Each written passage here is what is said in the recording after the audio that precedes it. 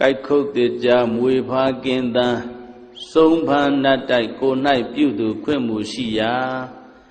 မြည်သာခန္ဓာပရိလှကိုနိညခါခါရွတ်ဖတ်ရ၏လို့ဆိုတဲ့အတိုင်းအစိတ်ဘေးမှကင်းဝေးစေရန်ခန္ဓာသုတ်တံကိုရွတ်ဖတ်ပူဇော်ပါမယ်တဗ္ဗတိဝိသဇာတိနံဒိဗ္ဗမန္တကတံဝိယယနာတေတိဝိတံဂောရံသေသင်္စာပိပရိတယံအာနာခေတမိတပ္ပထတပ္ပရတပ္ပပါဏိနံသဗ္ဗသောပိနိဝါရေတိပရိတံဓမ္မနာမဟေ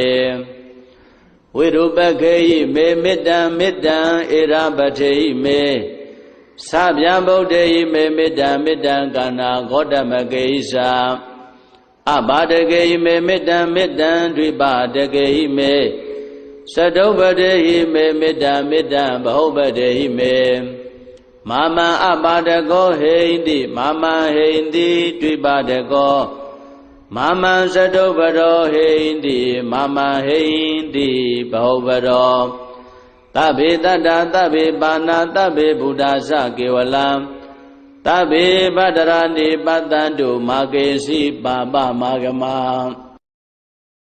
အပမနောဗုဒ္ဓအပမနောဓမ္မောအပမနောသံဃောပမာဏဝန္တာနိတရိတပါဏိအဟိဝေစီကတတပရိဩနနာဘိတရဘုမုတိကာကတမေရခကတမေပရိတံပဋိကမန္တုဗုဒ္ဓနိသောဟံနမောဘဂဝတောနမောတတ္တနံသမ္မာသမ္ဗုဒ္ဓနာခန္ဓာသုတ်တံဩရခတုခန္ဓာသုတ်တံခန္ဓာသုတ်ပိတောမြတ်တိဟောတုမာကံပရိတယစိတ်ဓာကြည်ပြုနာယူကြညာတဲ့မျိုးကောင်းသားမျိုးကောင်းသမီးတို့အားရခတုကိုယ်လည်းကြမ်းမာစိတ်ချမ်းသာ၍